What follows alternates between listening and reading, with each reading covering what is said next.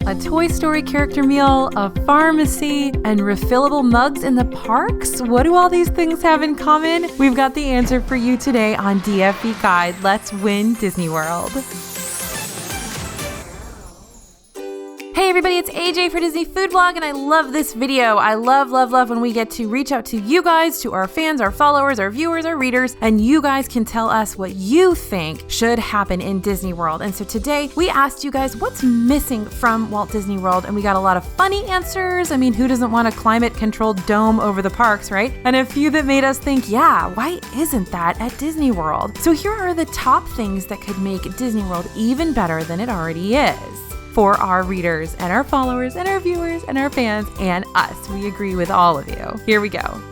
So something you guys really wanted to see was a heroes and villains character meal or meet and greet. People really want to see more villains in the parks, and there's so few regular meet and greets with the Disney villains. Sure, you can go to Mickey's Not So Scary Halloween Party and catch a bunch of them, but if you're just headed to Magic Kingdom with the hopes of seeing some bad guys, you won't find too many. But the closest regularly offered thing we have is meeting Gaston outside his tavern in Magic Kingdom, or the storybook dining at Artist Point where you can meet the evil queen. Now, I love the idea of a combo heroes and villains meal or meet and greet. Why should the princesses get all the attention, right? But you can meet some of the princes at meals. But how fun would it be to have breakfast with Hercules and Hades?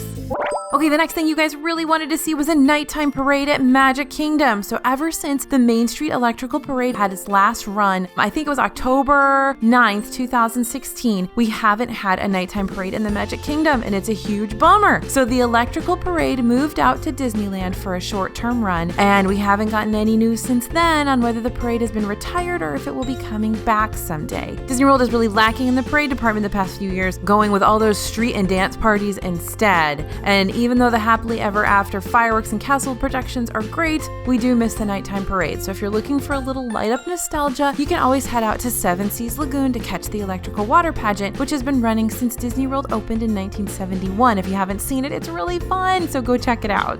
Okay, number 3, the thing you guys wanted to see in Disney World was Marvel Land. The good news is if you're really craving a Marvel Land, you'll be able to experience it soon in Disney California Adventure over in Disneyland Resort. Also Disneyland Paris and Disneyland Hong Kong. They're all slated to open in 2020, their new Marvel Lands. Disneyland is getting Spider-Man and Avengers attractions to go along with Guardians of the Galaxy Mission Breakout, which took over Tower of Terror in 2017. Disneyland Paris is reworking Rock and Roller Coaster to be an Iron Man themed attraction, and we're expecting some Ant-Man and Spider-Man attractions as well. And Disneyland Hong Kong already has the super popular Iron Man experience, which will be joined by Ant-Man and the Wasp Nano Battle opening in March of this year. So as far as Marvel Land at Disney World goes, it seems pretty unlikely thanks to a binding contract with Universal that restricts the use of Marvel characters as Disney property in all theme parks east of the Mississippi in perpetuity. No joke, that exists. So any character that is featured at Universal or is tied to a superhero family featured at Universal is off limits. So that means no Spider-Man, no Fantastic Four, and no Avengers. Also no characters tied to any of those franchises like Iron Man or the Hulk. Those are both off the table. So to keep things confusing, Guardians of the Galaxy are not considered part of the Avengers family, even though they were just featured in Avengers Infinity War. So there are some loopholes Disney has been able to expose and take advantage of, and we are keeping tabs on that Guardians of the Galaxy coaster coming to Epcot. We'll keep you updated as we learn more. Okay, number 4, the thing you guys wanted to see in Disney World was a Jedi experience for the adults. Now, isn't this basically all of Galaxy's Edge? It's like a huge Jedi experience for the adults, but I don't know if they will actually have the training academy like they have in Hollywood Studios right now for adults. And I know you guys are really wanting something like that. It'd be so much fun to battle Kylo Ren and Darth Vader, and it certainly seems like a lot of you would want to do that. But while we don't have specifics yet, it does seem like the new Star Wars hotel might give adults the opportunity they've been waiting for. So we're just speculating here, but the resort is being described as incredibly immersive, where guests will be surrounded by characters and stories that will unfold around them, and each guest will be fully in the Star Wars universe, including dressing in Star Wars appropriate attire. So why wouldn't they do some sort of a Jedi training academy for adults there, right? So maybe the dream come true will happen at the Star Wars hotel when it opens in the next couple years. The next thing you guys were looking for in Walt Disney World that is not there currently is holiday overlays. So this means that specific rides get a different overlay for the Christmas season or the Halloween season that you don't normally experience. Now, Magic Kingdom does get a Jingle Cruise overlay, so the Jungle Cruise becomes the Jingle Cruise at Christmas time. But that's about it right now in Disney World. Now, Disneyland gets the Nightmare Before Christmas Haunted Mansion at Halloween and Christmas, plus Halloween versions of rides like Space Mountain Ghost Galaxy. So Disney World does bring a lot to the table when it comes to holiday celebrations. After all, we did have a few additions to Pirates and Space Mountain and the Teacups for Mickey's Not So Scary Halloween Party last year. Pirates was really cool because you actually had real pirates sort of wandering in the line, and they were scattered throughout in the actual ride itself. That was kind of cool. But we don't have any official overlays or additions like the Monsters After Dark thing that they have in Disneyland for Guardians of the Galaxy. So holiday overlays would be cool, Disney World. We would appreciate them if you guys are listening.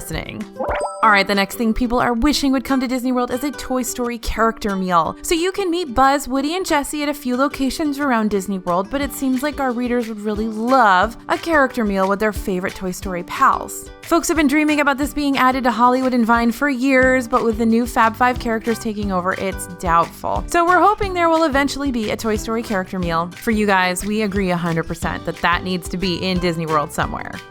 All right, something else that you chimed in saying you really wanted to be at Disney World are rides that are at other Disney parks. Disney World does have some exclusive rides that are only in Florida, like Kilimanjaro Safari, Seven Dwarfs Mine Train, Spaceship Earth, but there are plenty of rides at other parks around the world that we'd love to see in Disney World. One specifically our readers said they would love to have is the Indiana Jones ride, which you can currently ride in Disneyland or in Tokyo Disney Sea. Now, here's the problem with that one. Dinosaur over in Animal Kingdom is essentially the same ride, and Indiana Jones doesn't quite fit into Dino Land. He's an archaeologist, not a paleontologist. So even if they tried to sort of rework that experience into an Indiana Jones experience, it would be tough to do in that particular location in the park. Now, another exciting new ride coming to Tokyo Disneyland is on our readers' minds. That's the new Beauty and the Beast attraction. It's going to feature incredible state-of-the-art animatronics. Plus, it looks like it's going to be super adorable. And we'll be seeing some of that new animatronic technology, at least likely, in the Rise of the Resistance and Galaxy's Edge, but we're probably not getting that Beauty and the Beast attraction anytime soon.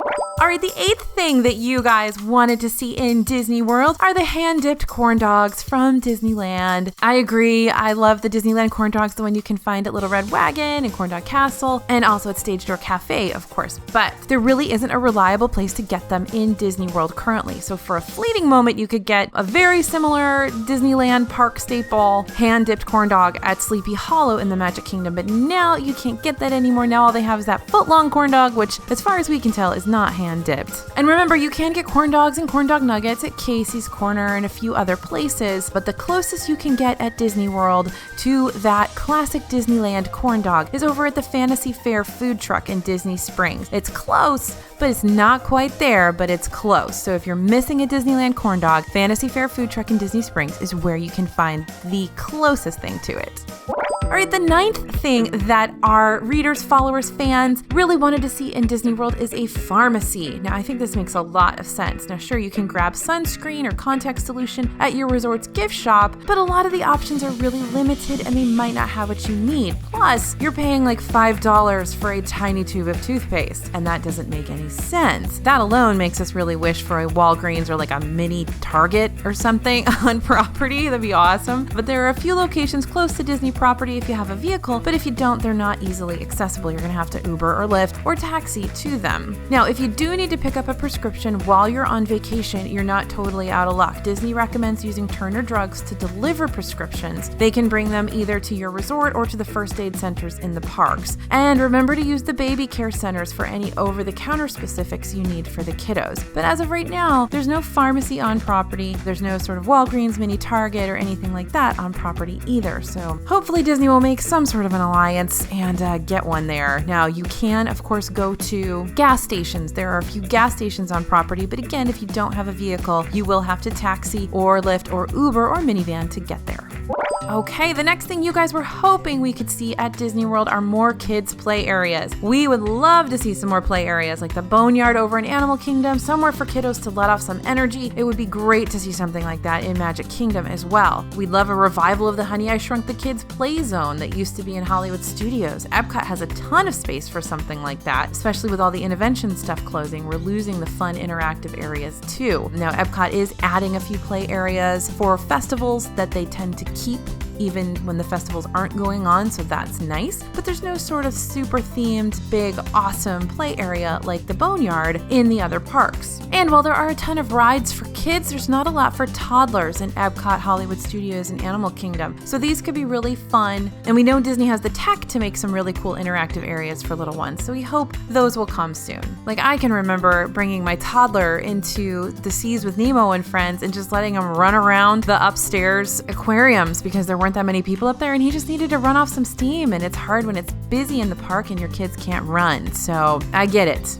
All right, number 11 is the water bottle refill stations. Honestly, this one seems like Disney World has just dropped the ball. They are easy enough to add at any water fountain that's up against a wall and would make filling up water bottles a whole lot easier, especially because the pressure on most of the water fountains in Disney World is so weird. Now, Disney does offer free ice water at counter service locations, but if those lines are crazy, if you're there during a popular mealtime or during a busy season, you're not going to want to wait in a line to get your free water. So it'd be great to just have a few kind of water bottle refillable stations sprinkled around the parks, especially maybe at park entrances where there aren't too many people congregated and you can head over there and fill up your water bottle. That'd be awesome. And finally, refillable mugs for the parks. We get this all the time from our followers and our readers and our viewers, people really wanting to see refillable mugs in the parks. Now, we have refillable mugs for the resorts, but once you fill them up at your resort, you bring them into the park, then you have to carry around an empty mug all day. Now, they do have refillable mugs in the water parks right now, but of course they can only be used at those locations. So this one kind of seems like money left on the table for Disney World, but I'm sure that they've done the math and it's not, and they're making more money the way that they're doing it now, or else they would have refillable mugs in the park. They could also consider a soda package similar to the cruises, and Universal currently has in-park refillable mugs and Coke Freestyle machines located all over the park, so it really seems like this one might be just a matter of time before Disney World jumps on the wagon, but we'll see. So there are the 12 things you guys really wanted to see come to Walt Disney World, things that you wished were there. I think they're all great ideas, so hopefully Disney's listening up. If you have other ideas to add, please let us know in the comments. What things would you wish you could see at Disney World? What do you think needs to be there that isn't there right now? We'd love to hear your thoughts and your comments. Please like this video if you liked it. Please subscribe to the channel. We'd love to have your subscription, and of course hit that notification bell so you know when we put up a new Disney video. As always, this is AJ for Disney Food Blog, and we'll see you real soon.